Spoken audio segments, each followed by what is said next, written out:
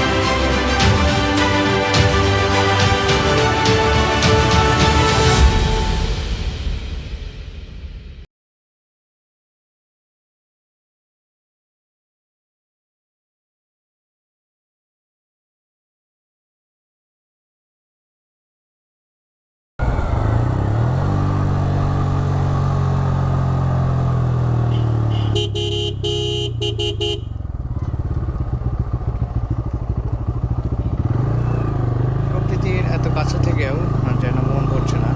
কারণ মনে হচ্ছে যদি আরও পেতাম, আরও ভালো কিছু পেতাম।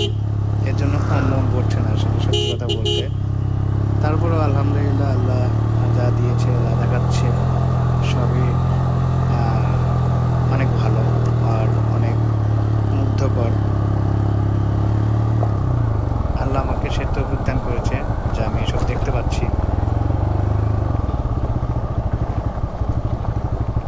চলুন সামনের দিকে যাই আর কথা না বাড়াই।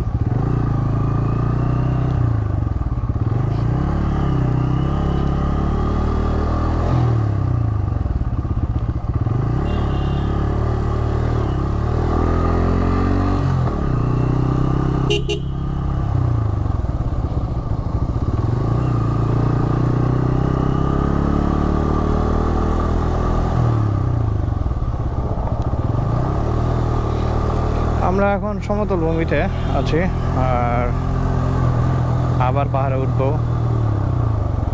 পাহাড় সমতল ভূমির খেলাই হলো বান্দরবন।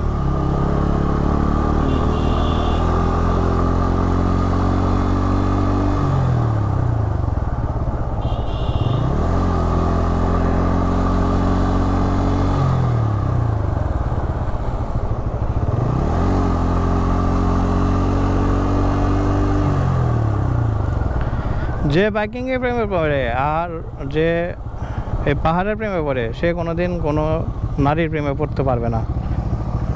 এটা বড় বড় মনীষীর কথা। কারণ পাহাড় এমন একটা জিনিস যে সবসময় মায়া টানে। একটা নারী যতটা না পারে তার থেকে বেশি মায়া টানে হলো একটা পাহাড়। আর এই পাহাড় জুড়েই আছে বান্দরবন।